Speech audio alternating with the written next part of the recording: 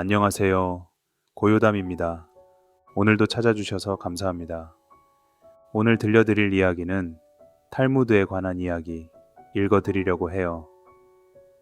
제가 읽어드리는 내용 들으시면서 편안한 밤 되시길 바랍니다. 그럼 시작하겠습니다.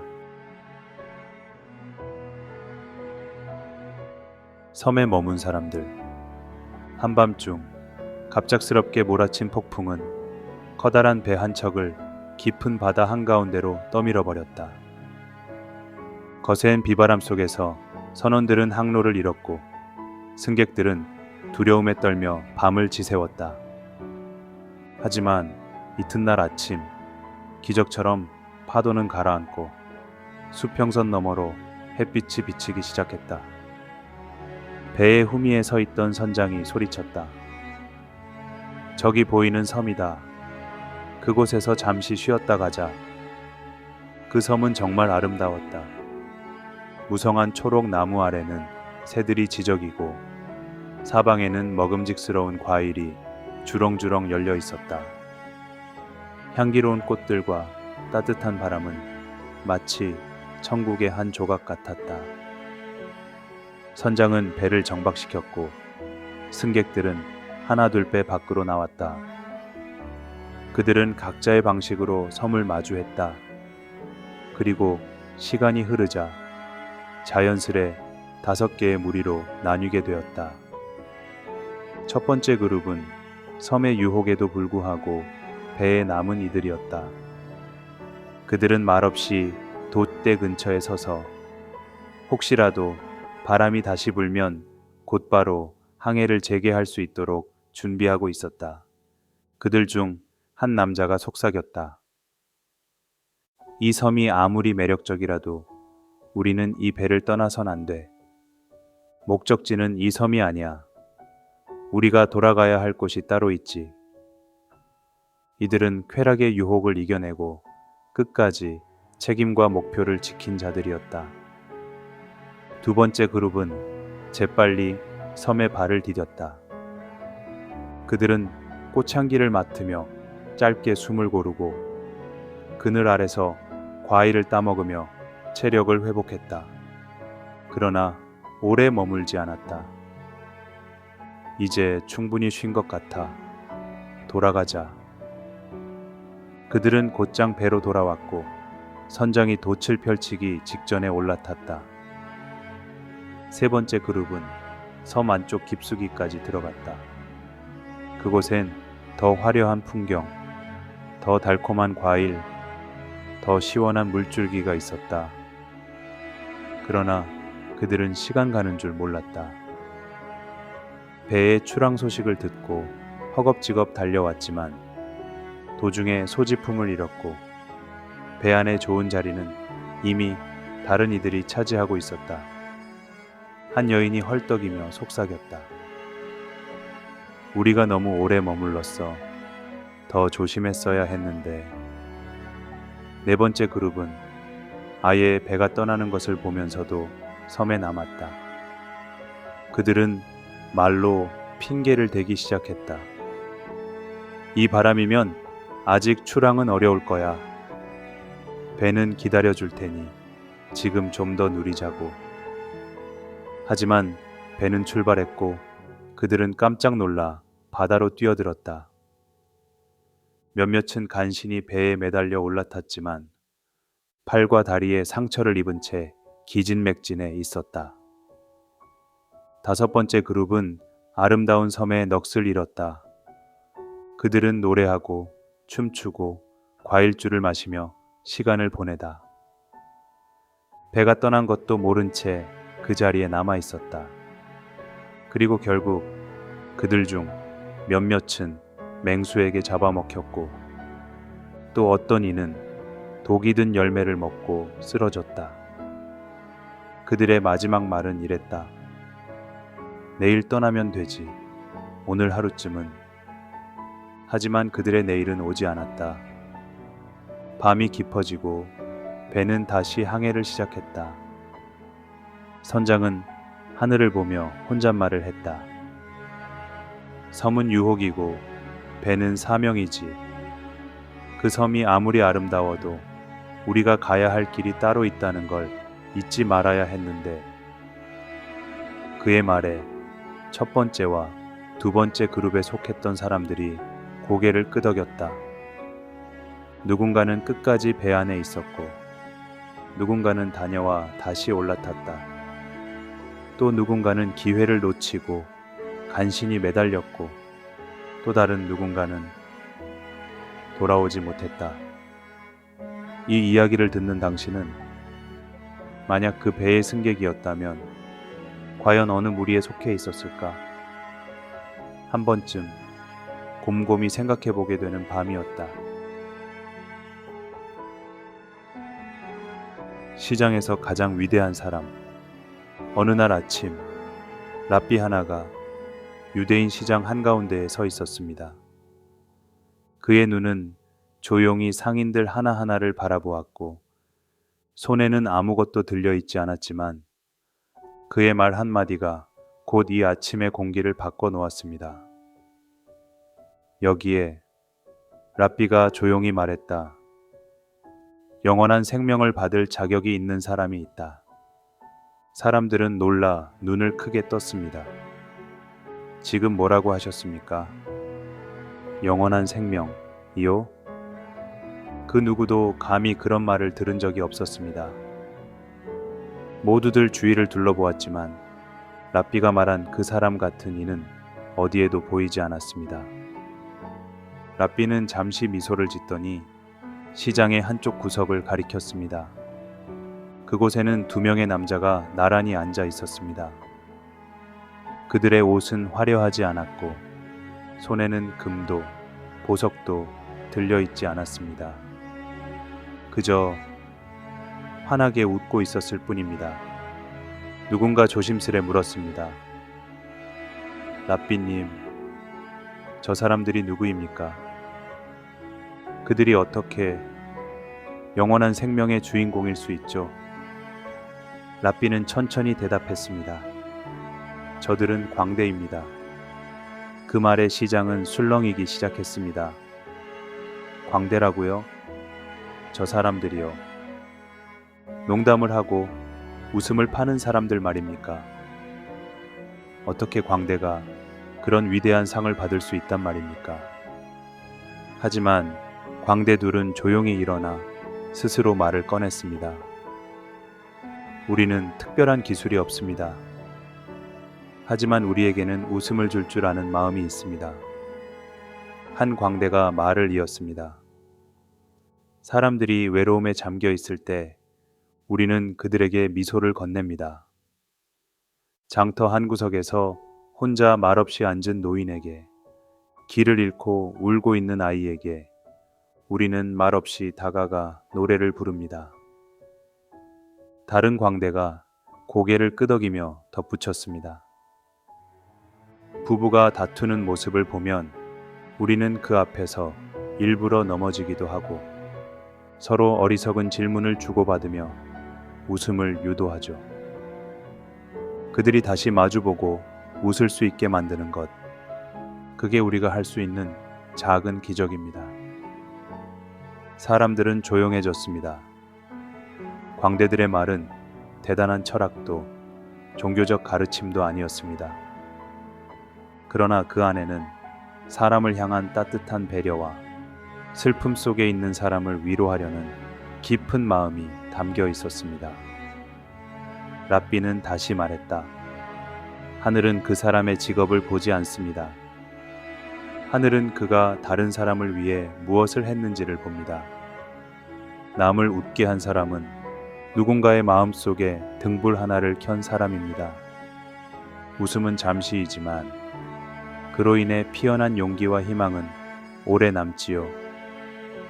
그날 이후 사람들은 광대를 다르게 보기 시작했습니다.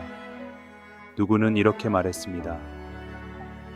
그들은 광대가 아니라 빛을 나누는 자들이야. 누구는 또 말했습니다. 웃음을 팔지만 사실은 마음을 주는 사람들이지. 그날의 이야기와 함께 시장 한가운데에는 이런 문구가 새겨진 작은 비석 하나가 세워졌습니다.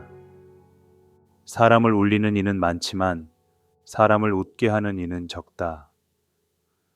웃음을 주는 자는 신이 가장 기뻐하는 자이다.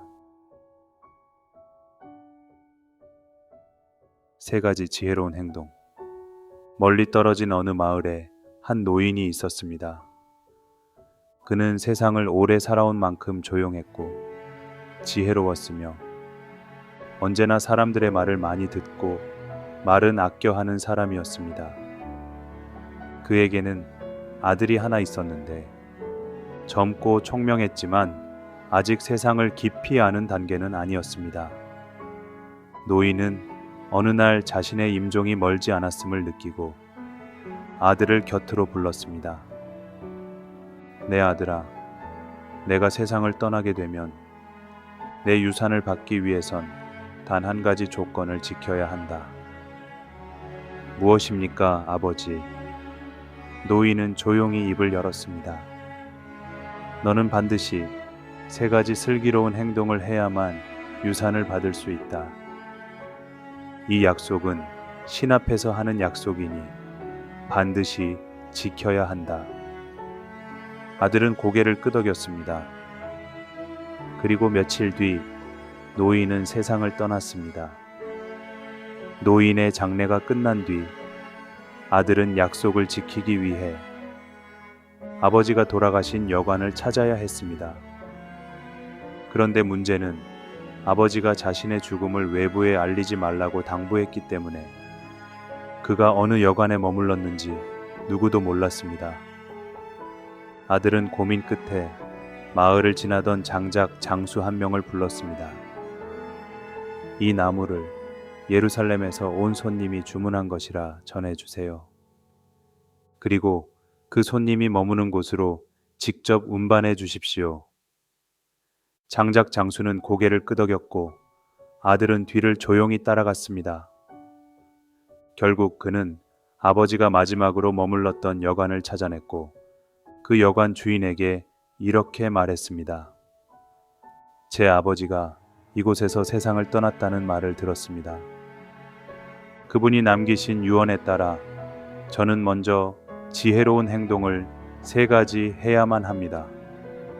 부디 기회를 주십시오. 주인은 그를 조용히 맞이했습니다. 저녁이 되어 식사 시간이 되자 식탁에는 5마리의 비둘기 요리와 1마리의 오리구이가 놓였습니다. 식탁에는 주인 부부와 2 아들, 2 딸, 그리고 이 청년 모두 7명이 앉았습니다. 주인이 말했습니다. 이 음식을 나눠주시오. 손님이니만큼 그 몫을 맡기겠소. 청년은 정중히 사양했습니다. 아닙니다. 주인장께서 나눠주시지요. 하지만 주인은 다시 말했습니다. 당신이 손님이니 당신의 방식대로 나누는 것이 옳습니다. 결국 청년은 식사 분배를 맡게 되었습니다. 그는 먼저 비둘기 1마리를 주인의 2 아들에게 주었습니다. 다음 비둘기 1마리는 2 딸에게, 3번째 마리는 주인 부부에게 주었습니다. 그리고 마지막 2마리는 조용히 자신의 접시에 올려놓았습니다. 주인은 얼굴이 굳었습니다. 그러나 아무 말 없이 식사를 시작했습니다. 다음은 오리고기였습니다. 청년은 고개를 숙이고 조용히 말했습니다. 이 오리도 정성껏 나누겠습니다. 그는 오리의 머리를 주인 부부에게 드렸습니다. 2 다리는 아들들에게, 2 날개는 딸들에게 주었습니다. 그리고 남은 몸통 전체는 자신이 받았습니다. 주인의 인내심은 그 지점에서 끝났습니다. 도대체 이게 무슨 식의 분배여? 내가 지금껏 참아왔지만 더는 묵과할 수 없소이다. 그러자 청년은 차분히 고개를 들었습니다. 주인장께서 제게 이 식사를 나누라고 하셨지요. 저는 정직하게 그리고 제가 배운 방식대로 이 음식을 나눴을 뿐입니다. 그리고 이 모든 행동에는 이유가 있습니다. 첫째, 비둘기 한 마리씩을 아드님들, 따님들, 그리고 주인 부부께 드렸습니다. 세 사람, 세 마리. 공평하지 않습니까? 남은 두 마리는 저를 포함한 나머지 한 사람 몫으로 두었습니다. 그렇게 하면 7명 모두가 공평하게 나눠 갖게 됩니다. 둘째, 오리의 머리는 가정을 대표하는 주인 부부께 드렸습니다. 두 다리는 아드님들께 드렸는데 그들은 집안의 기둥처럼 튼튼하게 자랄 테니까요. 두 날개는 따님들에게 드렸습니다. 그들은 언젠가 멀리 날아가 새로운 가정을 꾸릴 것입니다. 마지막으로 저는 다시 여행을 떠날 몸입니다. 이제 곧 또 먼 길을 떠나야 하니 저는 중심을 잡아야겠지요. 그래서 몸통을 저에게 드렸습니다. 순간 식탁 위는 정적에 휩싸였습니다. 주인의 표정이 바뀌었습니다. 의심은 풀리고 대신 존경과 기쁨이 얼굴 위로 피어올랐습니다. 당신이야말로 내 생에 처음 만나는 지혜로운 젊은이요. 그대의 세 가지 행동 모두 슬기로웠소. 그렇게 청년은 아버지의 유산을 물려받을 자격을 얻었고 여관 주인의 진심 어린 환대를 받으며 그날 밤을 마무리했습니다. 그는 돌아가는 길에 혼잣말을 했습니다. 지혜란 배운 것을 남보다 먼저 뽐내는 것이 아니라 필요할 때 조용히 꺼내어 세상에 나누는 것이지. 세 사람과 한 여인, 솔로몬의 재판. 오래전 예루살렘에는 누구나 인정하는 슬기로운 재판관이 있었습니다. 그의 이름은 솔로몬. 그가 내리는 판결은 늘 정의로웠고 사람들은 자신의 억울한 사연을 들고 먼 길을 마다하지 않고 그를 찾아오곤 했습니다. 어느 날 궁궐문 앞에 세 남자와 한 여인이 함께 나타났습니다. 모두 표정은 심각했고 목소리는 떨렸습니다. 지혜로운 재판관이시여, 우리 중 누가 옳은지를 밝혀주십시오. 그리고 누가 도둑인지를 알아내 주십시오. 이야기는 이랬습니다. 한 젊은이와 여인이 혼인을 약속했습니다. 두 사람은 서로를 진심으로 사랑했고 약혼식은 사람들의 축복 속에 치러졌습니다. 하지만 얼마 지나지 않아 여인은 또 다른 남자를 만나게 되었습니다. 그리고 시간이 흐르며 점차 그 남자에게 마음을 빼앗겼습니다. 결국 여인은 처음 약혼했던 사람을 찾아가 말했습니다. 그대여, 나는 더 이상 당신을 사랑하지 않습니다. 내가 다른 사람과 함께할 수 있도록 허락해 주세요. 당신이 원한다면 위자료도 드리겠습니다. 약혼자는 놀랐지만 조용히 대답했습니다. 내 마음이 아프지 않은 건 아니요. 하지만 진정한 사랑은 억지로 붙잡을 수 없는 법. 나는 아무것도 바라지 않소. 그대가 행복하다면 그것으로 족하오. 그렇게 그들은 조용히 이별했습니다. 하지만 그 후 사건은 또 다른 방향으로 전개됩니다. 여인은 낯선 노인에게 납치를 당했습니다. 노인은 그녀를 깊은 산속 오두막에 감금한 채 말했습니다. 넌 이제 내 것이다. 너는 내가 정한 사람과 결혼해야 한다. 그러자 여인은 침착히 대답했습니다. 노인장이여, 나는 얼마 전에도 약혼을 파기할 때 상대에게 말했지요. 위자료도 없이 억지로 매달리지 않고 저를 놓아준 이가 있었소. 당신도 그렇게 해 주십시오.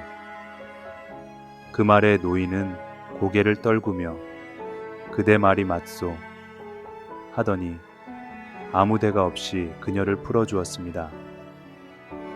이제 솔로몬 앞에 세 남자가 섰습니다.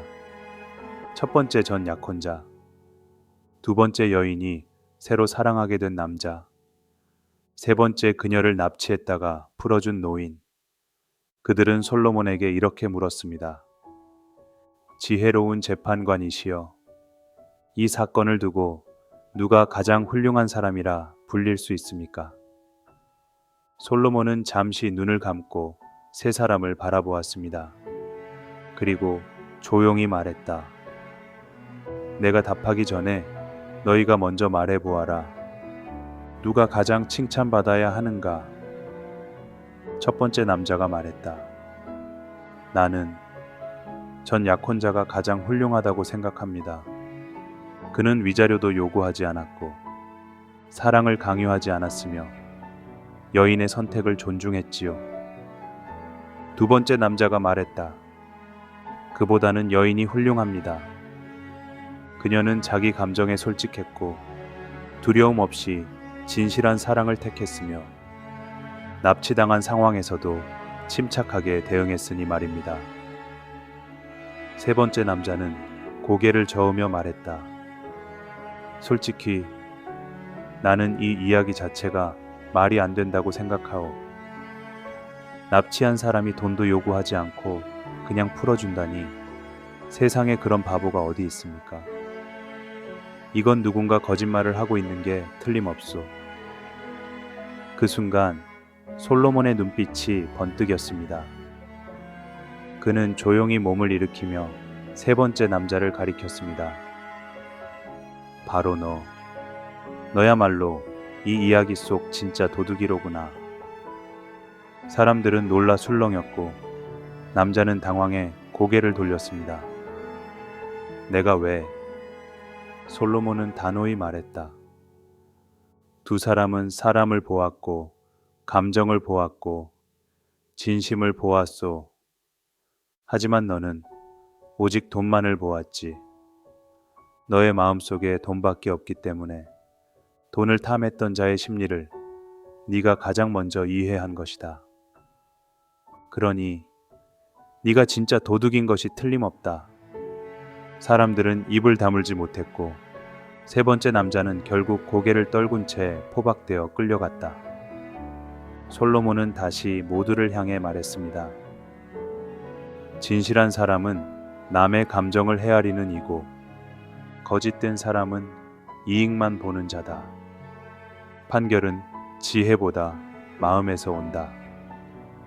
그의 말에 예루살렘 거리는 오늘도 조용히 배움의 숨결로 가득 차올랐다. 18마리의 낙타. 사막을 넘어가는 긴 여정. 고요한 모래 언덕 아래 오아시스를 품고 살던 한 상인이 있었습니다. 그는 말이 적고 일에만 집중하는 사람이었지만 재산을 정리할 때만큼은 세심하고 정의로운 사람이었지요. 그가 늙고 병들어 임종이 가까워졌을 때 세 아들을 불러 앉히고 조용히 유언을 남겼습니다. 나에게는 17마리의 낙타가 있다. 이 낙타들을 너희 셋에게 이렇게 나누거라. 첫째는 절반을, 둘째는 3분의 1을, 막내는 9분의 1을 가져가거라. 아버지는 그 말만 남기고 눈을 감았습니다. 며칠 뒤 아버지의 장례가 끝난 후 세 아들은 재산을 나누기 위해 모였습니다. 그런데 유언장을 읽고는 모두 멍하니 서로를 바라보았습니다. 도대체 어떻게 나누라는 거지? 17마리. 그 수는 그 누구에게도 정확히 떨어지지 않았습니다. 첫째가 받게 될 절반은 8.5마리, 둘째는 17의 3분의 1, 즉 5.666마리, 막내는 17의 1 9분의 3으로 1.888마리였습니다. 낙타를 쪼갤 수도 없고 어떤 계산을 해도 깔끔하지 않아 어떻게 해야 아버지의 뜻을 어기지 않고 나눌 수 있을까? 고민하던 셋은 결국 인근의 지혜롭다고 소문난 한 랍비를 찾아가 조언을 구하기로 합니다. 랍비는 그들의 사연을 차분히 들었습니다. 그리고는 말없이 고개를 끄덕이더니 미소를 지으며 말했습니다. 내가 너희에게 낙타 한 마리를 빌려주겠다. 잠시만 내 낙타를 너희에게 보태어라.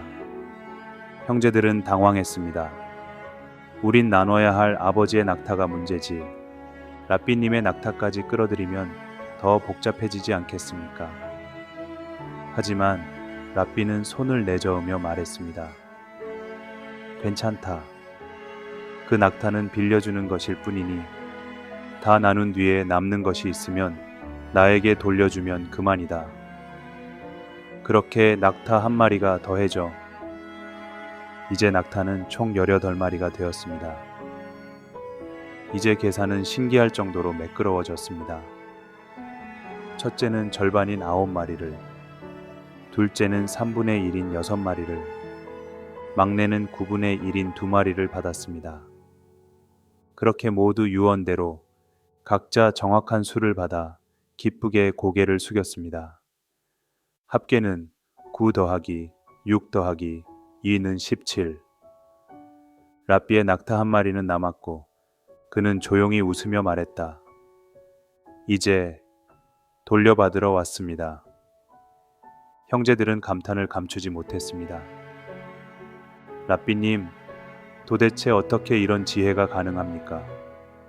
그는 대답했습니다. 문제는 때때로 수학이나 논리로 풀리지 않는다네. 때로는 하나 더 얹어보는 여유가 사람 사이의 갈등을 푸는 열쇠가 되지. 내 낙타는 너희에게 준 것이 아니라 문제를 푸는 틀을 바꾼 도구였을 뿐이야. 형제들은 머리 숙여 인사했고 그 낙타는 랍비의 여유 속으로 조용히 돌아갔습니다. 그날 이후 마을 사람들은 종종 이런 말을 나누었습니다. 공평한 나눔은 정확한 수에서 오지 않는다. 때로는 하나를 더해주는 마음에서 시작된다. 진짜 부자. 햇살이 반짝이는 어느 봄날, 바닷길을 따라 커다란 배가 항해를 시작했습니다. 그 배에는 각지에서 모인 유대 상인들이 타고 있었는데 이들은 모두 입만 열면 자신이 얼마나 부자인지 자랑하기 바빴습니다. 나는 금화로 새 마차를 채웠소. 내 보석 창고는 지하에 셋이나 되지. 나는 랍비와 친구여. 그런 사람만 믿고 거래를 하지. 그들은 웃고 마시며 재산을 숫자로 셈하며 뽐냈습니다.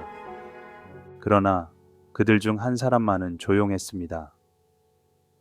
그는 한 구석에 앉아 유일하게 말없이 책을 읽는 랍비였습니다. 그러다 한 상인이 조롱조로 말했습니다. 랍비님, 당신은 말이 없군요. 혹시 자랑할 만한 게 없으셔서 그런 건 아니요. 랍비는 책장을 덮고 고개를 들었습니다. 나도 이 배에서 가장 부자라고 생각하오. 하지만 내 재산은 눈에 보이지 않기에 지금은 보여줄 수 없을 뿐이오. 상인들은 키득거리며 조롱했습니다. 보이지 않는 재산이라 그건 바로 없는 거요, 랍비님. 그로부터 사흘 뒤 갑작스레 몰아친 해적선이 상인들의 배를 덮쳤습니다. 무장은 허술했고 해적들은 무자비했습니다. 그들이 찾은 건 단 하나, 보석과 금이었습니다. 모든 상인의 재산은 단숨에 약탈당했고 배는 표류하듯 항구로 밀려 들어갔습니다. 항구에 닿은 후 상인들은 절망에 빠졌습니다. 몸 하나 남은 채 바닥에 주저앉은 그들은 더 이상 부자가 아니었습니다. 그러나 단 한 사람, 랍비만은 달랐습니다. 그는 배에서 내리자마자 곧장 마을 회당으로 향했고 며칠 뒤에는 새로운 제자를 두고 율법 강의를 시작했습니다. 마을 사람들은 그에게 먹을 것을 대접했고 아이들은 그의 무릎에 기대어 율법 이야기를 들었습니다. 그는 단 며칠 만에 새로운 삶을 일구기 시작했습니다. 어느 날 그 배에 함께 탔던 한 상인이 몰래 그를 찾아왔습니다. 랍비님, 어떻게 이럴 수가 있습니까? 우린 모든 걸 잃었지만 당신은 오히려 더 풍요로워 보입니다. 랍비는 조용히 대답했습니다. 나는 항상 내 안에 담아두는 것을 재산이라 생각했소. 그건 누구도 훔칠 수 없고 언제 어디서든 꺼내 쓸 수 있지. 내가 가진 건 금도 은도 아니요. 나는 지식을 품고 있었고 사람들과의 신뢰를 쌓아왔소. 그것이 바로 내가 잃지 않은 부요. 그날 이후 사람들은 새로운 기준으로 사람을 보기 시작했습니다. 그들은 배운 것을 나누는 자, 말보다 실천으로 보여주는 자를 진짜 부자라 부르게 되었지요. 누가 진정으로 존경받는 사람인가? 유대인의 율법 학교가 밀집해 있던 한 마을에 뛰어난 학식과 명성을 지닌 학자가 살고 있었습니다. 그의 이름은 곳곳에 알려져 있었고 사람들은 그를 지혜로운 자, 율법의 등불이라 불렀습니다.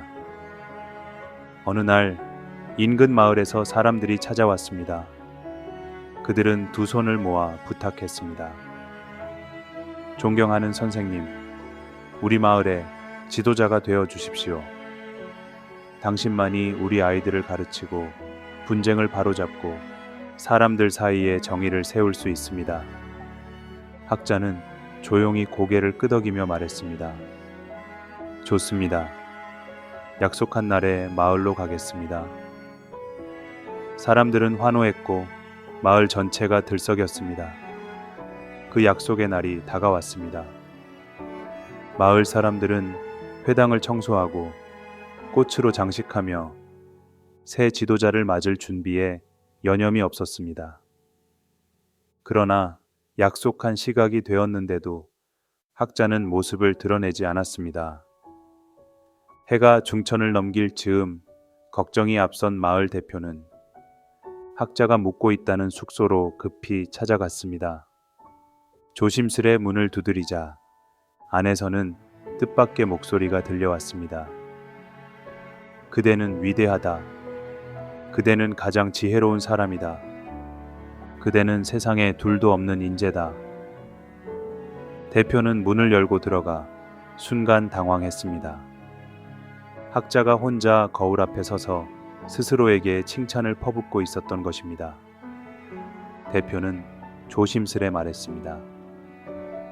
선생님, 모두가 당신을 기다리고 있습니다. 이제 곧 연설 시간이 다가오는데 학자는 고개를 돌리며 미소 지었습니다. 조금 늦었습니다. 하지만 방금 중요한 준비를 마쳤지요. 대표는 의아해했습니다. 방금 스스로에게 칭찬을 쏟아붓는 모습은 조금 놀라웠습니다. 학자는 조용히 고개를 끄덕였습니다. 그럴 수도 있지요. 하지만 이것이야말로 진정한 겸손의 시작입니다. 대표는 고개를 갸우뚱했습니다. 겸손이란요? 스스로를 그렇게 높이면서요? 학자는 부드럽게 설명했습니다. 사람은 가끔 자신이 무엇을 알고 있고 어떤 책임이 있는지를 되새겨야 합니다. 내가 만약 스스로를 존중하지 못한다면 남들도 나를 쉽게 대하게 될 것입니다. 내가 나 자신에게 존경을 표하지 않는다면 다른 이들의 존경도 금방 바람처럼 흩어지고 말겠지요. 나는 교만하기 위해 그런 것이 아닙니다. 나는 책임 있는 사람이라는 사실을 다시 기억하기 위해 그런 것입니다. 그는 이어서 덧붙였습니다. 진짜로 존경받는 사람은 존경받기 위해 외부에서 갈채를 기다리는 이가 아니라 먼저 스스로에게 책임을 부여하고 스스로를 다스릴 줄 아는 사람이지요. 그날 마을 회당에서 열린 강연에서 그는 그 누구보다 겸손하고 단정한 태도로 마을 사람들과 대화했습니다. 그리고 그날 밤 대표는 조용히 혼잣말을 했습니다. 우리가 기다린 지도자는 자신을 먼저 존중할 줄 아는 사람이었구나. 그 마을의 회당 기둥에는 지금도 이런 문구가 새겨져 있습니다. 스스로를 존중할 줄 아는 자만이 남의 존경을 받을 자격이 있다. 말 한마디가 사람을 움직이다. 도심의 가장 붐비는 거리 모퉁이, 한 사람이 조용히 벽에 기대어 앉아 있었습니다. 그는 두 손을 모아 무릎 위에 올려놓고 있었고 앞에는 조그만 나무 판자가 놓여 있었습니다. 그 판자 위에는 종이에 송글씨로 이렇게 적혀 있었습니다. 저는 앞을 볼 수 없습니다. 사람들은 그 앞을 스쳐 지나갔습니다. 누군가는 고개를 돌렸고 누군가는 너무 바빠 보였습니다. 그날 햇살은 따가웠고 사람들의 그림자는 거리를 바쁘게 가로질렀지만 그 누구도 멈추지 않았습니다. 시간이 조금 흘렀을 즈음 하얀 셔츠를 입은 한 청년이 그의 앞에 멈춰 섰습니다. 그 청년은 판자 위에 적힌 글을 보더니 말없이 펜을 꺼내 그 문장 아래에 한 줄을 더 적었습니다. 그리고는 조용히 자리를 떠났습니다. 그 일이 하고 난 뒤 놀라운 변화가 일어나기 시작했습니다. 사람들이 하나둘 멈춰 서더니 지갑에서 동전을 꺼내어 그의 앞에 조심스레 놓기 시작했습니다. 어떤 이는 물 한 병을 건넸고 또 어떤 이는 조용히 그의 어깨에 손을 얹고 다정히 웃어주기도 했습니다. 낮 동안 그가 받은 동전의 수는 그가 며칠을 앉아 있어도 받지 못하던 양보다 훨씬 많았습니다. 해가 지고 저녁 노을이 거리 끝을 붉게 물들일 때쯤 그에게 다가오는 발소리가 들렸습니다. 그는 고개를 들지 않았지만 그 발소리가 낮에 글을 적고 간 바로 그 사람임을 알아차렸습니다. 그는 입을 열었습니다. 혹시 오늘 낮에 제 글씨 아래 무언가를 적으신 분이신가요? 청년은 고개를 끄덕이며 웃었습니다. 네, 맞습니다. 맹인은 조심스럽게 물었습니다. 도대체 무엇을 적으신 건가요? 사람들이 오늘처럼 저에게 마음을 열어준 적은 없었습니다. 청년은 판자를 가리키며 말했습니다. 당신이 쓴 글에 한 줄만 덧붙였을 뿐입니다. 그는 읽어주었습니다. 오늘은 정말 아름답고 화창한 날씨입니다. 그런데 저는 이 아름다운 날을 볼 수가 없습니다. 맹인은 한동안 말이 없었습니다. 눈물은 없었지만 마음속 어딘가에서 고요한 파문이 일었습니다. 청년은 마지막으로 이렇게 덧붙였습니다. 당신의 상황을 그냥 알리는 것과 사람들의 마음을 두드리는 것은 다릅니다. 말은 같지만 느끼게 하는 법은 다르지요. 그날 이후 그 거리 모퉁이를 지나는 사람들은 단순히 도움을 주고받는 것이 아니라 서로의 존재를 느끼는 일의 중요성을 알게 되었습니다. 그리고 그 맹인은 이야기를 들려줄 때마다 이렇게 말하곤 했습니다. 말은 입으로만 하는 것이 아니다. 마음에서부터 우러나야 비로소 사람을 움직인다. 행복과 불행, 좁은 집의 깨달음. 아주 오래전 작은 마을에 가난한 농부 한 사람이 살고 있었습니다. 그의 집은 너무도 작아 아이들이 몇 걸음만 걸으면 벽에 부딪히기 일쑤였고 그의 아내는 항상 무언가에 불평하고 있었습니다. 이 집은 너무 작아. 아이들은 뛰어다니고 나는 쉴 틈이 없어. 농부는 늘 한숨을 쉬며 고개를 떨궜습니다. 그러던 어느 날 그는 마을에서 지혜롭다고 소문난 랍비를 찾아갔습니다. 랍비님, 제게 조언을 주세요. 이 집은 너무 작습니다. 아이는 많고 아내는 불평하고 저는 더는 못 살겠습니다. 랍비는 조용히 고개를 끄덕이며 물었습니다. 자네, 염소를 키우는가? 예, 염소는 몇 마리 있습니다만 그 염소들 오늘부터 집 안에 들여놓게. 농부는 의아했지만 랍비의 말이라 믿고 따르기로 했습니다. 그날 저녁 염소 3마리는 부엌 옆 구석에 묶였고 아이들은 그 꼴에 더 소리를 질렀습니다. 엄마, 염소가 내 발을 밟았어요. 냄새나. 이건 우리 집이 아니라 축사야. 아내는 말할 것도 없었습니다. 여보, 이게 대체 무슨 짓이야?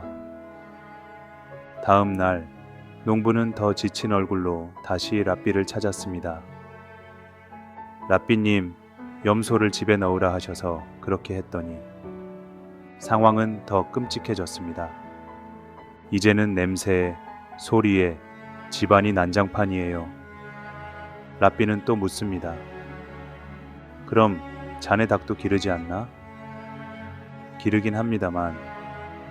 좋아, 닭도 집안에 들여놓게. 농부는 이제 점점 의심이 들었지만 랍비를 존경했기에 다시 따랐습니다. 닭이 12마리, 날개짓, 깃털, 모래, 그리고 알을 낳기 위한 소란까지. 아이들은 닭을 쫓고 닭은 아이들을 피해 날아다니고 아내는 주방에서 닭똥을 치우다 분통을 터뜨렸습니다. 이건 집이 아니야. 지옥이야. 농부는 도저히 참을 수 없어 다시 랍비를 찾았습니다. 이제는 정말 못 참겠습니다. 제가 잘못했으니 그냥 처음 그 작은 집으로 돌아가고 싶어요. 랍비는 미소를 지으며 말했습니다. 좋네. 이제 염소와 닭을 모두 다시 바깥으로 내보내게. 농부는 서둘러 집으로 돌아갔습니다. 그리고 동물들을 다시 마당으로 돌려보낸 뒤 오랜만에 조용한 거실 한가운데 서 있었습니다. 그 순간 그는 놀라운 감정을 느꼈습니다. 이 집이 이렇게 넓었나? 아이들이 웃고 아내가 고요하게 식탁을 정리하고 그는 비로소 마음 깊은 곳에서 안정을 느꼈습니다. 그날 밤 농부는 아내에게 속삭였습니다. 여보, 우리 집이 아주 넓게 느껴지지 않소? 아내는 고개를 끄덕이며 말했습니다. 그래요. 염소 없고 닭 없는 지금이 천국 같아요. 며칠 뒤 농부는 랍비를 다시 찾아와 고개를 숙였습니다. 랍비님, 감사드립니다. 집도 가족도 변한 것은 없지만 제 마음이 달라졌습니다. 랍비는 고요히 웃으며 말했습니다. 행복은 언제나 그 자리에 있었지. 문제는 네가 그 크기를 몰랐던 것일 뿐이야. 그날 이후 그 마을에는 이런 말이 전해졌습니다. 불행은 늘 새로운 걸 바란다. 하지만 행복은 지금 있는 것을 다시 보게 한다. 거지와 황금 마음. 햇살이 강하게 내리쬐던 어느 여름날, 한 마을 광장에는 남루한 옷차림을 한 노인이 앉아 있었습니다. 그는 오랫동안 씻지 못한 듯 했으며 머리는 헝클어져 있었고 손엔 더러워진 나무 바가지 하나가 들려 있었습니다. 지나는 사람들은 그를 피하듯 걸음을 옆으로 돌렸고 아이들은 멀찍이 서 손가락질하며 수군거렸습니다. 아빠, 저 사람 냄새나. 너무 더러워. 왜 저런 사람이 여기 앉아 있지? 어른들도 조용히 시선을 피하며 지나쳤습니다. 그 마을 중심에는 하루 종일 시끌벅적한 시장이 섰습니다. 그리고 그날은 특별히 외지 상인들과 학자들까지 몰려들어 사람들로 북적였습니다. 그 중에는 율법을 가르치는 랍비 한 사람도 있었지요. 그는 강연을 앞두고 광장을 지나가다가 그 더러운 노인을 발견하고는 걸음을 멈췄습니다. 랍비는 노인에게 다가가 말을 걸었습니다. 안녕하십니까? 무척 더워 보이시네요. 물이 필요하진 않으신가요? 노인은 고개를 들며 말했다. 정말 오랜만에 누군가 나에게 말을 걸어주는군요. 랍비는 웃으며 근처의 물가게에서 물 한 병을 사다 그에게 건넸습니다. 그리고 광장 구석에 함께 앉아 잠시 쉬었습니다. 그날 저녁 회당에서는 많은 사람들이 모인 가운데 랍비의 강연이 열렸습니다. 랍비는 연단에 서자 이렇게 말했습니다. 오늘 저는 이 마을에서 가장 마음이 부자인 사람을 만났습니다. 사람들이 웅성였습니다. 누굽니까? 랍비님이 그토록 칭찬할 사람이 누구죠? 랍비는 대답했습니다. 그 사람은 오늘 광장에 앉아있던 노인이었습니다. 사람들은 놀라 서로를 바라보았습니다. 어떤 이는 이렇게 말했습니다. 그는 거지잖아요. 옷도 누더기고 냄새도 심했는데. 랍비는 조용히 말을 이었습니다. 나는 그에게 물을 건넸지만 그는 내 손을 꼭 잡고 이렇게 말했습니다. 저는 여기 오는 아이들을 지켜봅니다. 혹시 낯선 사람이 아이에게 다가가면 큰 소리로 외치려고요. 제가 할 수 있는 일은 많지 않지만 이 마을 아이들이 안전했으면 좋겠습니다. 그는 매일 광장에 나와 그 자리에 앉아 아무도 주목하지 않는 일을 묵묵히 해오고 있었습니다. 자신의 존재가 불쾌할지도 모르는데도 자리를 지키고 있었지요. 그제야 사람들은 고개를 떨궜습니다. 어떤 이는 조용히 말했습니다. 나는 그를 보고 그냥 더러운 거지라고만 생각했는데. 랍비는 마지막으로 이렇게 말했습니다. 사람은 겉모습으로 판단하지 마십시오. 마음이 황금인 이는 때로 진흙 속에 묻혀 있기 때문입니다. 그리고 회당의 문 앞에는 그날 이후 이런 문구가 붙었습니다. 황금은 빛나지 않아도 황금이다.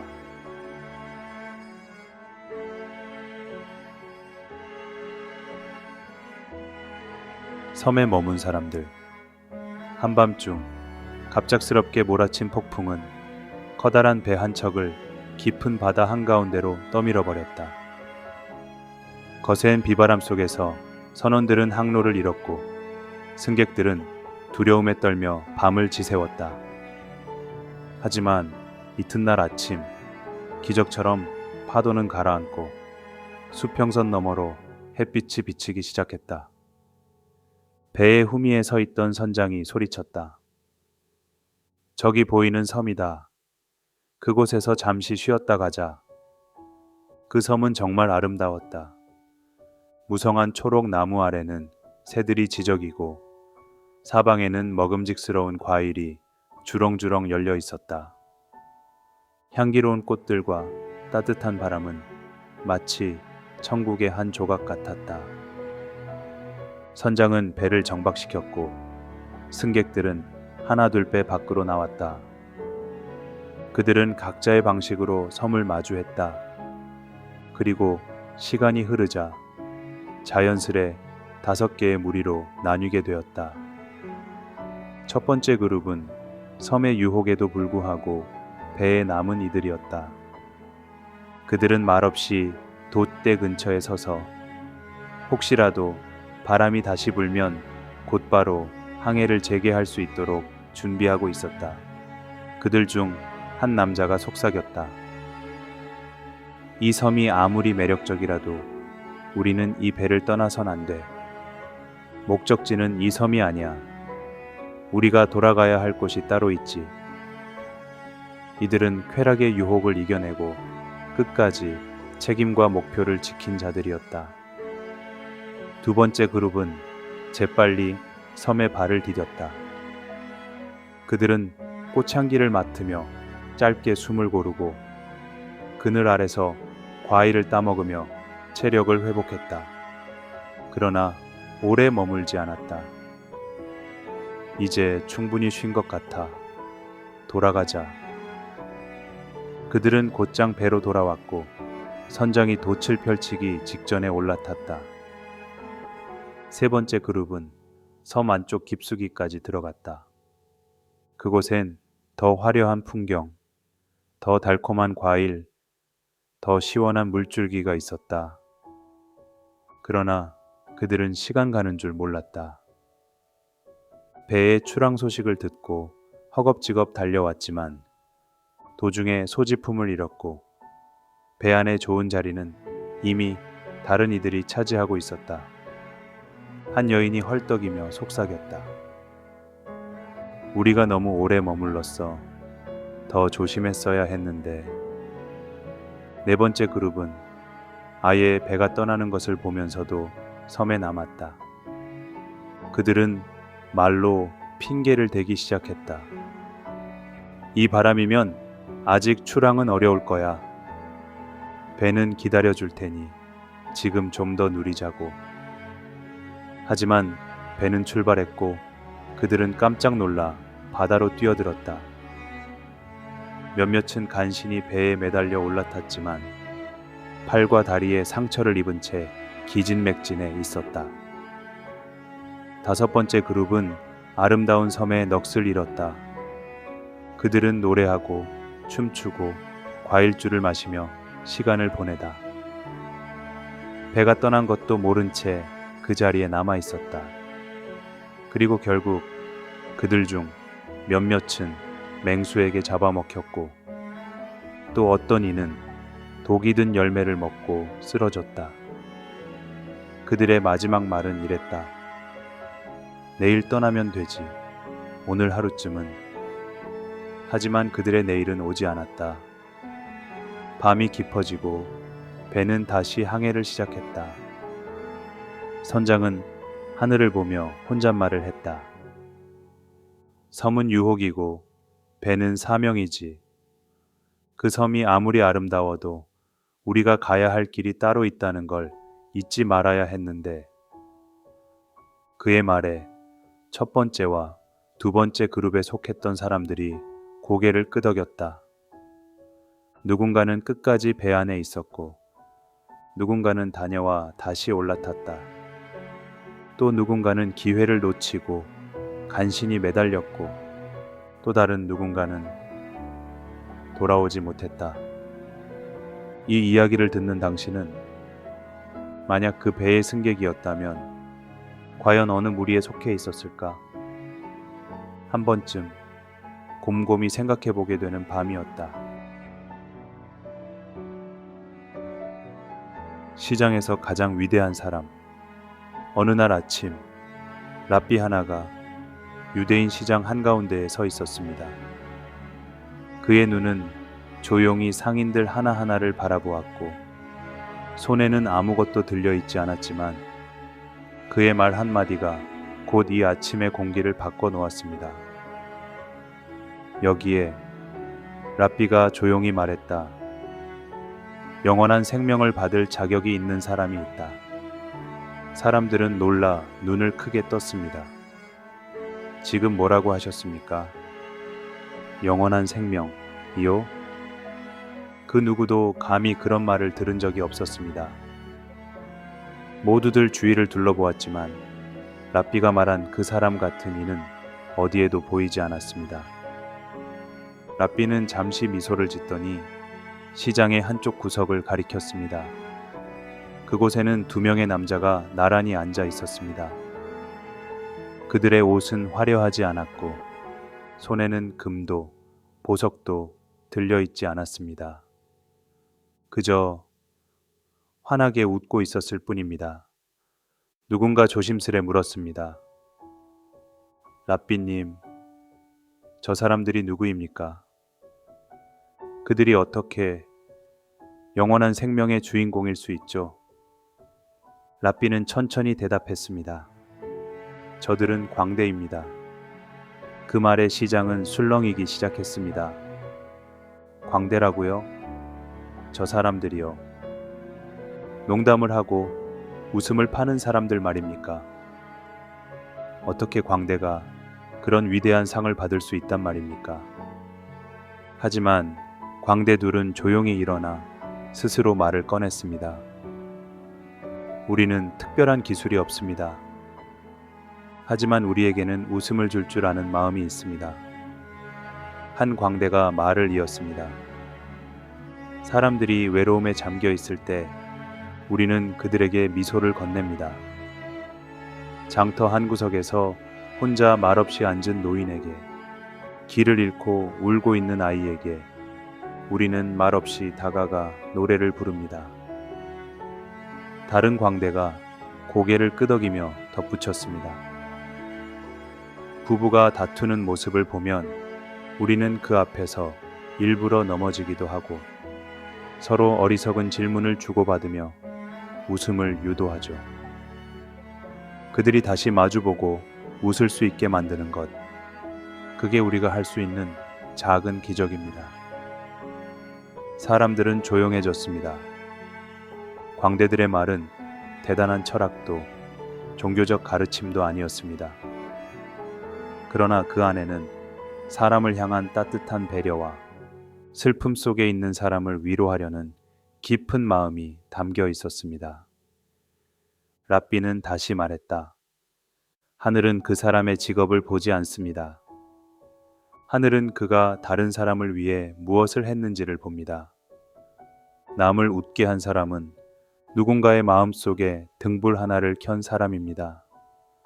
웃음은 잠시이지만 그로 인해 피어난 용기와 희망은 오래 남지요. 그날 이후 사람들은 광대를 다르게 보기 시작했습니다. 누구는 이렇게 말했습니다. 그들은 광대가 아니라 빛을 나누는 자들이야.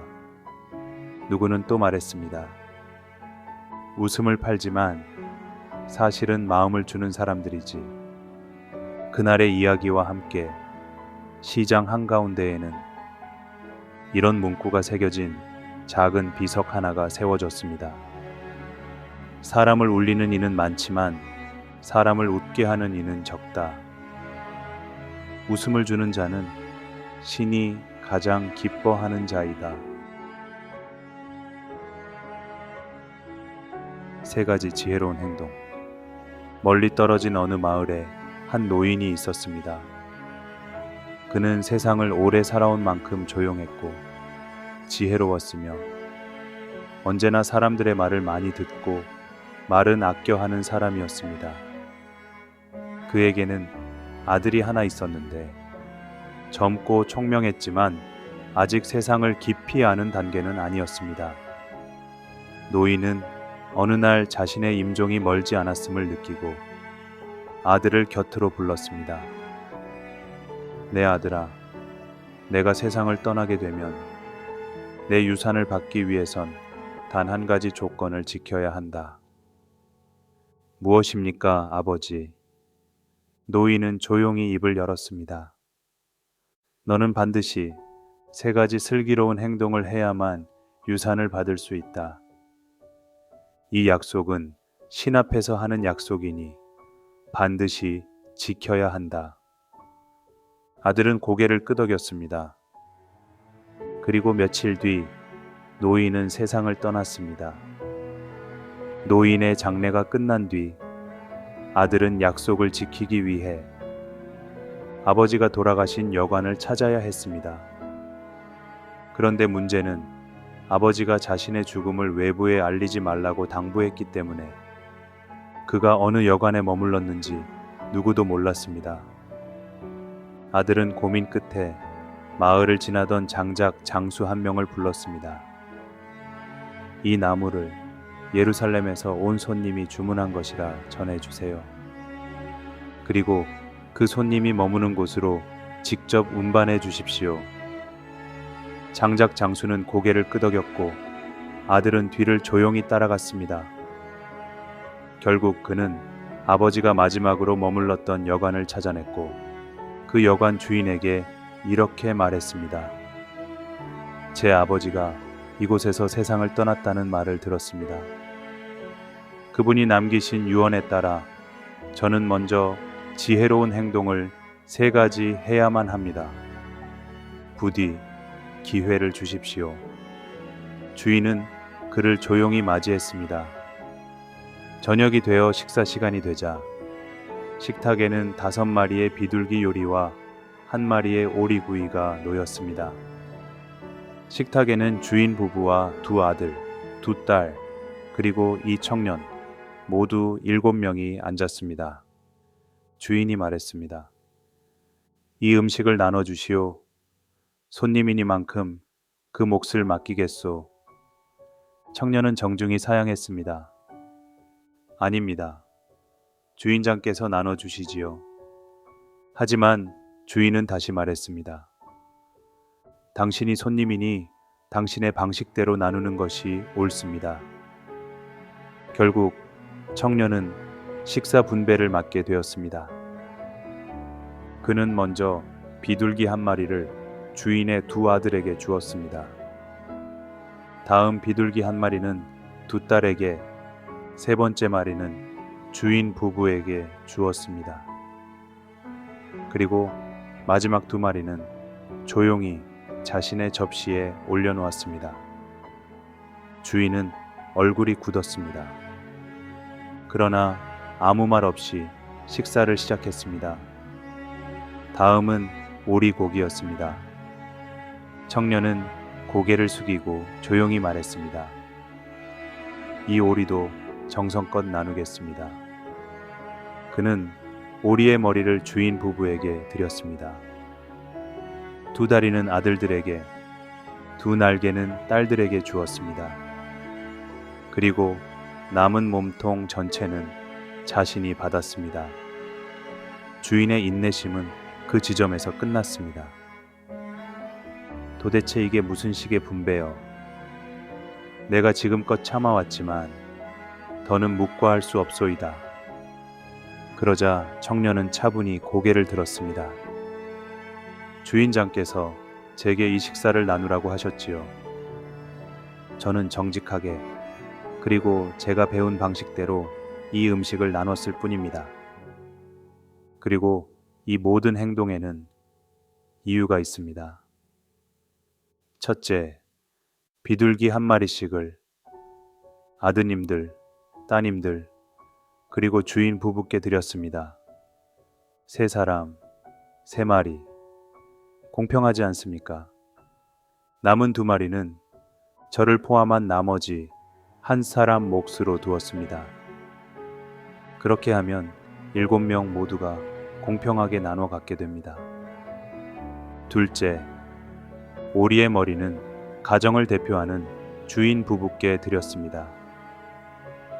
2 다리는 아드님들께 드렸는데 그들은 집안의 기둥처럼 튼튼하게 자랄 테니까요. 2 날개는 따님들에게 드렸습니다. 그들은 언젠가 멀리 날아가 새로운 가정을 꾸릴 것입니다. 마지막으로 저는 다시 여행을 떠날 몸입니다. 이제 곧 또 먼 길을 떠나야 하니 저는 중심을 잡아야겠지요. 그래서 몸통을 저에게 드렸습니다. 순간 식탁 위는 정적에 휩싸였습니다. 주인의 표정이 바뀌었습니다. 의심은 풀리고 대신 존경과 기쁨이 얼굴 위로 피어올랐습니다. 당신이야말로 내 생에 처음 만나는 지혜로운 젊은이요. 그대의 3가지 행동 모두 슬기로웠소. 그렇게 청년은 아버지의 유산을 물려받을 자격을 얻었고 여관 주인의 진심 어린 환대를 받으며 그날 밤을 마무리했습니다. 그는 돌아가는 길에 혼잣말을 했습니다. 지혜란 배운 것을 남보다 먼저 뽐내는 것이 아니라 필요할 때 조용히 꺼내어 세상에 나누는 것이지. 세 사람과 한 여인, 솔로몬의 재판. 오래전 예루살렘에는 누구나 인정하는 슬기로운 재판관이 있었습니다. 그의 이름은 솔로몬. 그가 내리는 판결은 늘 정의로웠고 사람들은 자신의 억울한 사연을 들고 먼 길을 마다하지 않고 그를 찾아오곤 했습니다. 어느 날 궁궐 문 앞에 세 남자와 한 여인이 함께 나타났습니다. 모두 표정은 심각했고 목소리는 떨렸습니다. 지혜로운 재판관이시여, 우리 중 누가 옳은지를 밝혀주십시오. 그리고 누가 도둑인지를 알아내 주십시오. 이야기는 이랬습니다. 한 젊은이와 여인이 혼인을 약속했습니다. 두 사람은 서로를 진심으로 사랑했고 약혼식은 사람들의 축복 속에 치러졌습니다. 하지만 얼마 지나지 않아 여인은 또 다른 남자를 만나게 되었습니다. 그리고 시간이 흐르며 점차 그 남자에게 마음을 빼앗겼습니다. 결국 여인은 처음 약혼했던 사람을 찾아가 말했습니다. 그대여, 나는 더 이상 당신을 사랑하지 않습니다. 내가 다른 사람과 함께할 수 있도록 허락해 주세요. 당신이 원한다면 위자료도 드리겠습니다. 약혼자는 놀랐지만 조용히 대답했습니다. 내 마음이 아프지 않은 건 아니요. 하지만 진정한 사랑은 억지로 붙잡을 수 없는 법. 나는 아무것도 바라지 않소. 그대가 행복하다면 그것으로 족하오. 그렇게 그들은 조용히 이별했습니다. 하지만 그 후 사건은 또 다른 방향으로 전개됩니다. 여인은 낯선 노인에게 납치를 당했습니다. 노인은 그녀를 깊은 산속 오두막에 감금한 채 말했습니다. 넌 이제 내 것이다. 너는 내가 정한 사람과 결혼해야 한다. 그러자 여인은 침착히 대답했습니다. 노인장이여, 나는 얼마 전에도 약혼을 파기할 때 상대에게 말했지요. 위자료도 없이 억지로 매달리지 않고 저를 놓아준 이가 있었소. 당신도 그렇게 해 주십시오. 그 말에 노인은 고개를 떨구며 그대 말이 맞소 하더니 아무 대가 없이 그녀를 풀어주었습니다. 이제 솔로몬 앞에 세 남자가 섰습니다. 첫 번째 전 약혼자, 두 번째 여인이 새로 사랑하게 된 남자, 세 번째 그녀를 납치했다가 풀어준 노인. 그들은 솔로몬에게 이렇게 물었습니다. 지혜로운 재판관이시여, 이 사건을 두고 누가 가장 훌륭한 사람이라 불릴 수 있습니까? 솔로몬은 잠시 눈을 감고 세 사람을 바라보았습니다. 그리고 조용히 말했다. 내가 답하기 전에 너희가 먼저 말해보아라. 누가 가장 칭찬받아야 하는가? 첫 번째 남자가 말했다. 나는 전 약혼자가 가장 훌륭하다고 생각합니다. 그는 위자료도 요구하지 않았고 사랑을 강요하지 않았으며 여인의 선택을 존중했지요. 두 번째 남자가 말했다. 그보다는 여인이 훌륭합니다. 그녀는 자기 감정에 솔직했고 두려움 없이 진실한 사랑을 택했으며 납치당한 상황에서도 침착하게 대응했으니 말입니다. 세 번째 남자는 고개를 저으며 말했다. 솔직히 나는 이 이야기 자체가 말이 안 된다고 생각하오. 납치한 사람이 돈도 요구하지 않고 그냥 풀어준다니 세상에 그런 바보가 어디 있습니까? 이건 누군가 거짓말을 하고 있는 게 틀림없소. 그 순간 솔로몬의 눈빛이 번뜩였습니다. 그는 조용히 몸을 일으키며 세 번째 남자를 가리켰습니다. 바로 너야말로 이 이야기 속 진짜 도둑이로구나. 사람들은 놀라 술렁였고 남자는 당황해 고개를 돌렸습니다. 내가 왜? 솔로몬은 단호히 말했다. 두 사람은 사람을 보았고 감정을 보았고 진심을 보았소. 하지만 너는 오직 돈만을 보았지. 너의 마음속에 돈밖에 없기 때문에 돈을 탐했던 자의 심리를 네가 가장 먼저 이해한 것이다. 그러니 네가 진짜 도둑인 것이 틀림없다. 사람들은 입을 다물지 못했고 세 번째 남자는 결국 고개를 떨군 채 포박되어 끌려갔다. 솔로몬은 다시 모두를 향해 말했습니다. 진실한 사람은 남의 감정을 헤아리는 이고 거짓된 사람은 이익만 보는 자다. 판결은 지혜보다 마음에서 온다. 그의 말에 예루살렘 거리는 오늘도 조용히 배움의 숨결로 가득 차올랐다. 18마리의 낙타. 사막을 넘어가는 긴 여정. 고요한 모래 언덕 아래 오아시스를 품고 살던 한 상인이 있었습니다. 그는 말이 적고 일에만 집중하는 사람이었지만 재산을 정리할 때만큼은 세심하고 정의로운 사람이었지요. 그가 늙고 병들어 임종이 가까워졌을 때 세 아들을 불러 앉히고 조용히 유언을 남겼습니다. 나에게는 17마리의 낙타가 있다. 이 낙타들을 너희 셋에게 이렇게 나누거라. 첫째는 절반을, 둘째는 3분의 1을, 막내는 9분의 1을 가져가거라. 아버지는 그 말만 남기고 눈을 감았습니다. 며칠 뒤 아버지의 장례가 끝난 후 세 아들은 재산을 나누기 위해 모였습니다. 그런데 유언장을 읽고는 모두 멍하니 서로를 바라보았습니다. 도대체 어떻게 나누라는 거지? 17마리. 그 수는 그 누구에게도 정확히 떨어지지 않았습니다. 첫째가 받게 될 절반은 8.5마리, 둘째는 17의 3분의 1, 즉 5.666마리, 막내는 17의 1 9분의 3으로 1.888마리였습니다. 낙타를 쪼갤 수도 없고 어떤 계산을 해도 깔끔하지 않아 어떻게 해야 아버지의 뜻을 어기지 않고 나눌 수 있을까? 고민하던 셋은 결국 인근의 지혜롭다고 소문난 한 랍비를 찾아가 조언을 구하기로 합니다. 랍비는 그들의 사연을 차분히 들었습니다.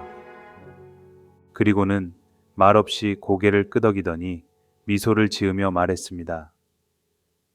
내가 너희에게 낙타 한 마리를 빌려주겠다. 잠시만 내 낙타를 너희에게 보태어라. 형제들은 당황했습니다. 우린 나눠야 할 아버지의 낙타가 문제지. 랍비님의 낙타까지 끌어들이면 더 복잡해지지 않겠습니까? 하지만 랍비는 손을 내저으며 말했습니다. 괜찮다.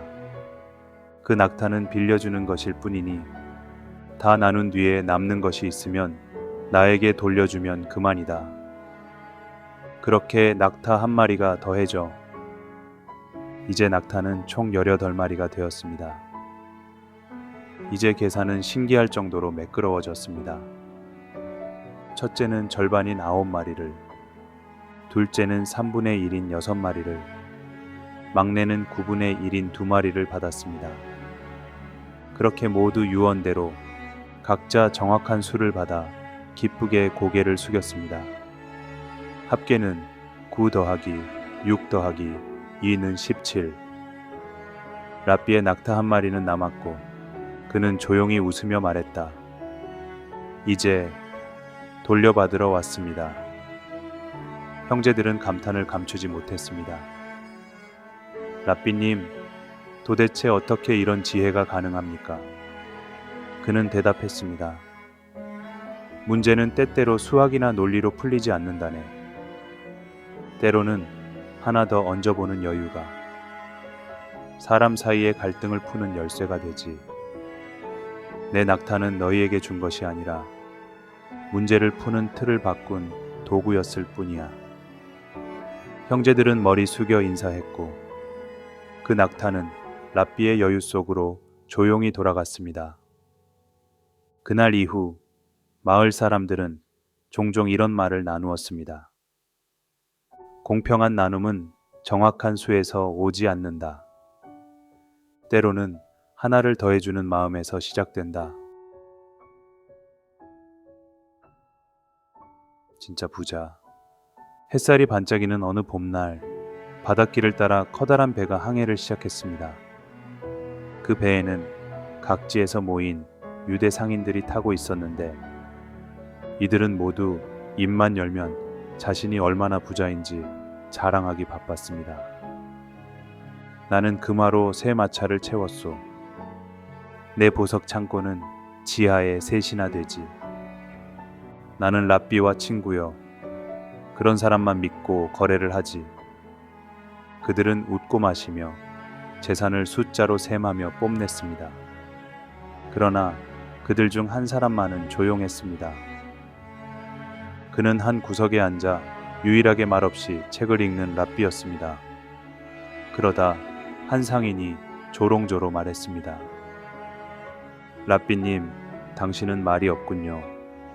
혹시 자랑할 만한 게 없으셔서 그런 건 아니요. 랍비는 책장을 덮고 고개를 들었습니다. 나도 이 배에서 가장 부자라고 생각하오. 하지만 내 재산은 눈에 보이지 않기에 지금은 보여줄 수 없을 뿐이오. 상인들은 키득거리며 조롱했습니다. 보이지 않는 재산이라 그건 바로 없는 거요, 랍비님. 그로부터 사흘 뒤 갑작스레 몰아친 해적선이 상인들의 배를 덮쳤습니다. 무장은 허술했고 해적들은 무자비했습니다. 그들이 찾은 건 단 하나, 보석과 금이었습니다. 모든 상인의 재산은 단숨에 약탈당했고 배는 표류하듯 항구로 밀려 들어갔습니다. 항구에 닿은 후 상인들은 절망에 빠졌습니다. 몸 하나 남은 채 바닥에 주저앉은 그들은 더 이상 부자가 아니었습니다. 그러나 단 한 사람, 랍비만은 달랐습니다. 그는 배에서 내리자마자 곧장 마을 회당으로 향했고 며칠 뒤에는 새로운 제자를 두고 율법 강의를 시작했습니다. 마을 사람들은 그에게 먹을 것을 대접했고 아이들은 그의 무릎에 기대어 율법 이야기를 들었습니다. 그는 단 며칠 만에 새로운 삶을 일구기 시작했습니다. 어느 날 그 배에 함께 탔던 한 상인이 몰래 그를 찾아왔습니다. 랍비님, 어떻게 이럴 수가 있습니까? 우린 모든 걸 잃었지만 당신은 오히려 더 풍요로워 보입니다. 랍비는 조용히 대답했습니다. 나는 항상 내 안에 담아두는 것을 재산이라 생각했소. 그건 누구도 훔칠 수 없고 언제 어디서든 꺼내 쓸 수 있지. 내가 가진 건 금도 은도 아니오. 나는 지식을 품고 있었고 사람들과의 신뢰를 쌓아왔소. 그것이 바로 내가 잃지 않은 부요. 그날 이후 사람들은 새로운 기준으로 사람을 보기 시작했습니다.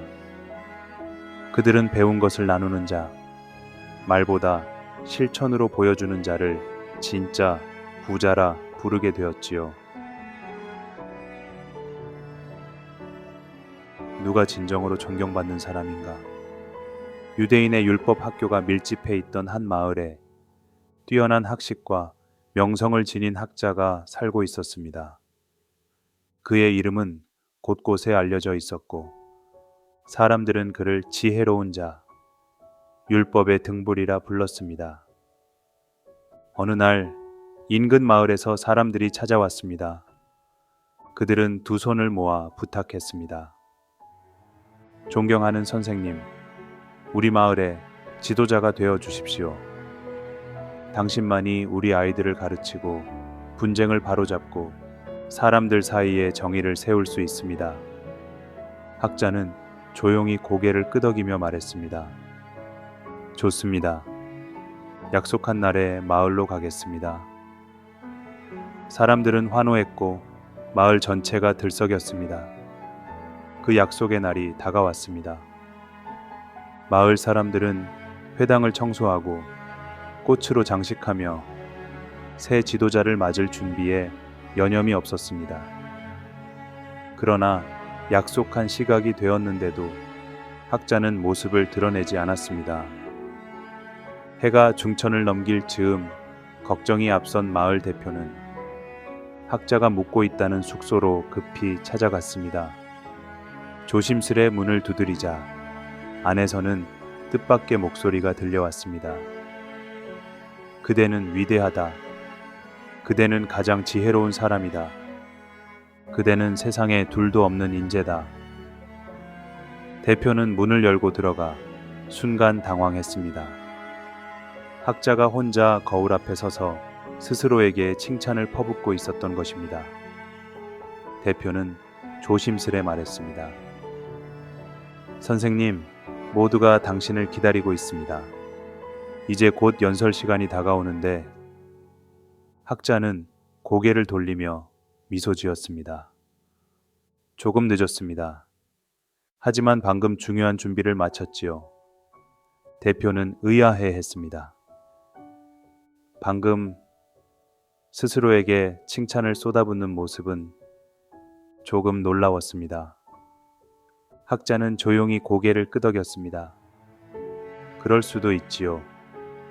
하지만 이것이야말로 진정한 겸손의 시작입니다. 대표는 고개를 갸우뚱했습니다. 겸손이란요? 스스로를 그렇게 높이면서요? 학자는 부드럽게 설명했습니다.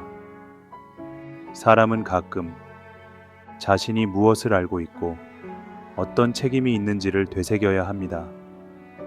내가 만약 스스로를 존중하지 못한다면 남들도 나를 쉽게 대하게 될 것입니다.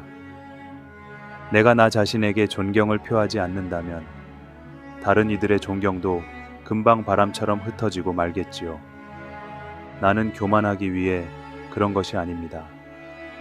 나는 책임 있는 사람이라는 사실을 다시 기억하기 위해 그런 것입니다. 그는 이어서 덧붙였습니다. 진짜로 존경받는 사람은 존경받기 위해 외부에서 갈채를 기다리는 이가 아니라 먼저 스스로에게 책임을 부여하고 스스로를 다스릴 줄 아는 사람이지요. 그날 마을 회당에서 열린 강연에서 그는 그 누구보다 겸손하고 단정한 태도로 마을 사람들과 대화했습니다. 그리고 그날 밤 대표는 조용히 혼잣말을 했습니다. 우리가 기다린 지도자는 자신을 먼저 존중할 줄 아는 사람이었구나. 그 마을의 회당 기둥에는 지금도 이런 문구가 새겨져 있습니다. 스스로를 존중할 줄 아는 자만이 남의 존경을 받을 자격이 있다. 말 한마디가 사람을 움직이다. 도심의 가장 붐비는 거리 모퉁이 한 사람이 조용히 벽에 기대어 앉아 있었습니다. 그는 두 손을 모아 무릎 위에 올려놓고 있었고 앞에는 조그만 나무 판자가 놓여 있었습니다. 그 판자 위에는 종이에 송글씨로 이렇게 적혀 있었습니다. 저는 앞을 볼 수 없습니다. 사람들은 그 앞을 스쳐 지나갔습니다. 누군가는 고개를 돌렸고 누군가는 너무 바빠 보였습니다. 그날 햇살은 따가웠고 사람들의 그림자는 거리를 바쁘게 가로질렀지만 그 누구도 멈추지 않았습니다. 시간이 조금 흘렀을 즈음 하얀 셔츠를 입은 한 청년이 그의 앞에 멈춰 섰습니다. 그 청년은 판자 위에 적힌 글을 보더니 말없이 펜을 꺼내 그 문장 아래에 한 줄을 더 적었습니다. 그리고는 조용히 자리를 떠났습니다. 그 일이 하고 난 뒤 놀라운 변화가 일어나기 시작했습니다. 사람들이 하나둘 멈춰 서더니 지갑에서 동전을 꺼내어 그의 앞에 조심스레 놓기 시작했습니다. 어떤 이는 물 한 병을 건넸고 또 어떤 이는 조용히 그의 어깨에 손을 얹고 다정히 웃어주기도 했습니다. 낮 동안 그가 받은 동전의 수는 그가 며칠을 앉아 있어도 받지 못하던 양보다 훨씬 많았습니다. 해가 지고 저녁 노을이 거리 끝을 붉게 물들일 때쯤 그에게 다가오는 발소리가 들렸습니다. 그는 고개를 들지 않았지만 그 발소리가 낮에 그를 젓고 간 바로 그 사람임을 알아차렸습니다. 그는 입을 열었습니다. 혹시 오늘 낮에 제 글씨 아래 무언가를 적으신 분이신가요? 청년은 고개를 끄덕이며 웃었습니다. 네, 맞습니다. 맹인은 조심스럽게 물었습니다. 도대체 무엇을 적으신 건가요? 사람들이 오늘처럼 저에게 마음을 열어준 적은 없었습니다. 청년은 판자를 가리키며 말했습니다. 당신이 쓴 글에 한 줄만 덧붙였을 뿐입니다. 그는 읽어주었습니다. 오늘은 정말 아름답고 화창한 날씨입니다. 그런데 저는 이 아름다운 날을 볼 수가 없습니다. 맹인은 한동안 말이 없었습니다. 눈물은 없었지만 마음속 어딘가에서 고요한 파문이 일었습니다. 청년은 마지막으로 이렇게 덧붙였습니다. 당신의 상황을 그냥 알리는 것과 사람들의 마음을 두드리는 것은 다릅니다. 말은 같지만 느끼게 하는 법은 다르지요. 그날 이후 그 거리 모퉁이를 지나는 사람들은 단순히 도움을 주고받는 것이 아니라 서로의 존재를 느끼는 일의 중요성을 알게 되었습니다. 그리고 그 맹인은 이야기를 들려줄 때마다 이렇게 말하곤 했습니다. 말은 입으로만 하는 것이 아니다. 마음에서부터 우러나야 비로소 사람을 움직인다. 행복과 불행, 좁은 집의 깨달음. 아주 오래전 작은 마을에 가난한 농부 한 사람이 살고 있었습니다. 그의 집은 너무도 작아 아이들이 몇 걸음만 걸으면 벽에 부딪히기 일쑤였고 그의 아내는 항상 무언가에 불평하고 있었습니다. 이 집은 너무 작아. 아이들은 뛰어다니고 나는 쉴 틈이 없어. 농부는 늘 한숨을 쉬며 고개를 떨궜습니다. 그러던 어느 날 그는 마을에서 지혜롭다고 소문난 랍비를 찾아갔습니다. 랍비님, 제게 조언을 주세요. 이 집은 너무 작습니다. 아이는 많고 아내는 불평하고 저는 더는 못 살겠습니다. 랍비는 조용히 고개를 끄덕이며 물었습니다. 자네, 염소를 키우는가? 예, 염소는 몇 마리 있습니다만 그 염소들 오늘부터 집 안에 들여놓게. 농부는 의아했지만 랍비의 말이라 믿고 따르기로 했습니다. 그날 저녁 염소 3마리는 부엌 옆 구석에 묶였고 아이들은 그 꼴에 더 소리를 질렀습니다. 엄마, 염소가 내 발을 밟았어요. 냄새나. 이건 우리 집이 아니라 축사야. 아내는 말할 것도 없었습니다. 여보, 이게 대체 무슨 짓이야? 다음 날 농부는 더 지친 얼굴로 다시 랍비를 찾았습니다. 랍비님, 염소를 집에 넣으라 하셔서 그렇게 했더니 상황은 더 끔찍해졌습니다. 이제는 냄새에, 소리에 집안이 난장판이에요. 랍비는 또 묻습니다. 그럼 자네 닭도 기르지 않나? 기르긴 합니다만. 좋아, 닭도 집 안에 들여놓게. 농부는 이제 점점 의심이 들었지만 랍비를 존경했기에 다시 따랐습니다. 닭이 12마리, 날개짓, 깃털, 모래, 그리고 알을 낳기 위한 소란까지. 아이들은 닭을 쫓고 닭은 아이들을 피해 날아다니고 아내는 주방에서 닭똥을 치우다 분통을 터뜨렸습니다. 이건 집이 아니야. 지옥이야. 농부는 도저히 참을 수 없어 다시 랍비를 찾았습니다. 이제는 정말 못 참겠습니다. 제가 잘못했으니 그냥 처음 그 작은 집으로 돌아가고 싶어요. 랍비는 미소를 지으며 말했습니다. 좋네. 이제 염소와 닭을 모두 다시 바깥으로 내보내게. 농부는 서둘러 집으로 돌아갔습니다. 그리고 동물들을 다시 마당으로 돌려보낸 뒤 오랜만에 조용한 거실 한가운데 서 있었습니다. 그 순간 그는 놀라운 감정을 느꼈습니다. 이 집이 이렇게 넓었나? 아이들이 웃고 아내가 고요하게 식탁을 정리하고 그는 비로소 마음 깊은 곳에서 안정을 느꼈습니다. 그날 밤 농부는 아내에게 속삭였습니다. 여보, 우리 집이 아주 넓게 느껴지지 않소? 아내는 고개를 끄덕이며 말했습니다. 그래요. 염소 없고 닭 없는 지금이 천국 같아요. 며칠 뒤 농부는 랍비를 다시 찾아와 고개를 숙였습니다. 랍비님, 감사드립니다. 집도 가족도 변한 것은 없지만 제 마음이 달라졌습니다. 랍비는 고요히 웃으며 말했습니다. 행복은 언제나 그 자리에 있었지. 문제는 네가 그 크기를 몰랐던 것일 뿐이야. 그날 이후 그 마을에는 이런 말이 전해졌습니다. 불행은 늘 새로운 걸 바란다.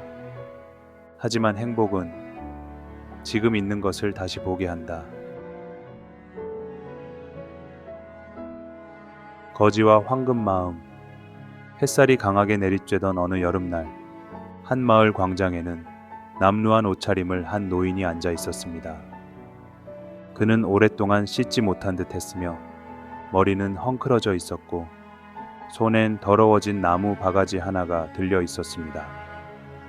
지나는 사람들은 그를 피하듯 걸음을 옆으로 돌렸고 아이들은 멀찍이 서 손가락질하며 수군거렸습니다. 아빠, 저 사람 냄새나. 너무 더러워. 왜 저런 사람이 여기 앉아있지? 어른들도 조용히 시선을 피하며 지나쳤습니다. 그 마을 중심에는 하루 종일 시끌벅적한 시장이 섰습니다. 그리고 그날은 특별히 외지 상인들과 학자들까지 몰려들어 사람들로 북적였습니다. 그 중에는 율법을 가르치는 랍비 한 사람도 있었지요. 그는 강연을 앞두고 광장을 지나가다가 그 더러운 노인을 발견하고는 걸음을 멈췄습니다. 랍비는 노인에게 다가가 말을 걸었습니다. 안녕하십니까? 무척 더워 보이시네요. 물이 필요하진 않으신가요? 노인은 고개를 들며 말했다. 정말 오랜만에 누군가 나에게 말을 걸어주는군요. 랍비는 웃으며 근처의 물가게에서 물 한 병을 사다 그에게 건넸습니다. 그리고 광장 구석에 함께 앉아 잠시 쉬었습니다. 그날 저녁 회당에서는 많은 사람들이 모인 가운데 랍비의 강연이 열렸습니다. 랍비는 연단에 서자 이렇게 말했습니다. 오늘 저는 이 마을에서 가장 마음이 부자인 사람을 만났습니다. 사람들이 웅성했습니다. 누굽니까? 랍비님이 그토록 칭찬할 사람이 누구죠? 랍비는 대답했습니다. 그 사람은 오늘 광장에 앉아있던 노인이었습니다. 사람들은 놀라 서로를 바라보았습니다. 어떤 이는 이렇게 말했습니다. 그는 거지잖아요. 옷도 누더기고 냄새도 심했는데. 랍비는 조용히 말을 이었습니다. 나는 그에게 물을 건넸지만 그는 내 손을 꼭 잡고 이렇게 말했습니다. 저는 여기 오는 아이들을 지켜봅니다. 혹시 낯선 사람이 아이에게 다가가면 큰 소리로 외치려고요. 제가 할 수 있는 일은 많지 않지만 이 마을 아이들이 안전했으면 좋겠습니다. 그는 매일 광장에 나와 그 자리에 앉아 아무도 주목하지 않는 일을 묵묵히 해오고 있었습니다.